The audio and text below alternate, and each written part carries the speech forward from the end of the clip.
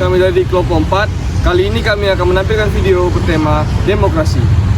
Kali ini kami akan mengambil konsep demokrasi, tolak revisi Undang-Undang TNI. Sebelum itu, saya Yosua Valentino dengan NIM 251402055 dari Prodi Teknologi Informasi. Saya Ina Salsabila Siregar dengan NIM 250404017 dari Prodi Teknik Sipil. Saya Andini Azahra dengan NIM 250305006 dari Prodi Teknologi Pangan. Saya Humaira Faronisha, NIM 250301016 Prodi Agroteknologi. Saya Eka Sirait dengan NIM 251402009 dari Prodi Teknologi Informasi. Saya Raffi Saputra dengan NIM 251401122 dari Prodi Ilmu Komputer. Saya Mario Oen Sinaga dengan NIM 251401132 dari Prodi Ilmu Komputer. RUU TNI yang sedang dibahas pemerintah karena poin isinya dapat memperluas militer di jabatan-jabatan sipil. Pihak menilai hal ini tentangan dengan semangat reformasi TNI, menegaskan pemisahan antara ranah sipil dan militer.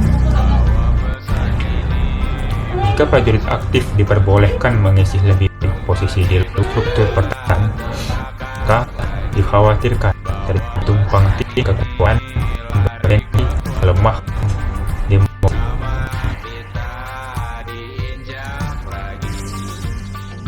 Siapa yang menolak dan bagaimana bentuk aksinya? Penolakan terhadap RUU TNI datang dari berbagai kelompok seperti mahasiswa, organisasi masyarakat sipil, akademisi, dan hingga aktivitas HAM. Mereka menilai revisi ini terlalu terburu-buru dan tidak melibatkan partisipasi secara memadai.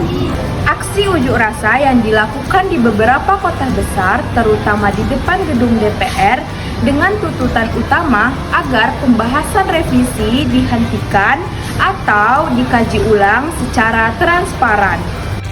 Alasan substansi penolakan.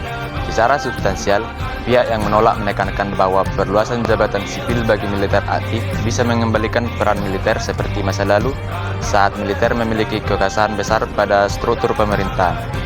Mereka mengingatkan bahwa reformasi 1988 sudah menegaskan pentingnya supremasi sipil untuk menjaga demokrasi.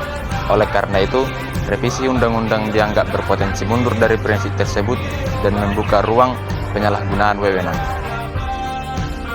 Demo penolakan RUU TNI merupakan contoh nyata bagaimana demokrasi bekerja. Dalam negara demokratis, masyarakat memiliki hak untuk mengawasi dan mengkritik setiap kebijakan pemerintah. Hak menyatakan pendapat termasuk melalui demonstrasi telah diatur dalam Undang-Undang Dasar 1945 Pasal 28. Dengan turun ke jalan, masyarakat menunjukkan bahwa mereka tidak setuju dengan kebijakan pemerintah yang dianggap berpotensi merugikan masa depan demokrasi Indonesia. Partisipasi publik sangatlah penting agar kebijakan negara tetap akuntabel. Demokrasi bukan hanya pemilu, melainkan keterlibatan masyarakat dalam pengambilan keputusan. Aksi protes menunjukkan bahwa masyarakat bukan objek, melainkan subjek yang berhak menentukan arah kebijakan. Tanpa kontrol masyarakat, pemerintah dapat saja membuat aturan yang mengancam prinsip demokrasi dan reformasi. Kasus ini juga menunjukkan pentingnya menjaga batas yang jelas antara ranah sipil dan militer. Dalam demokrasi modern, kekuasaan sipil harus tetap berada di posisi tertinggi. Jika peran militer melebar ke jabatan sipil, maka akan ada risiko terjadinya ketidaksetaraan kekuasaan dan berkurangnya transparansi. Dampaknya bisa sangat besar terhadap pengelolaan pemerintah maupun kepercayaan publik. Dari penolakan revisi rancangan Undang-Undang TNI ini, kita bisa belajar bahwa demokrasi hanya bisa dilaksanakan apabila rakyat berani bersuara dan pemerintah bersedia untuk mendengarkan.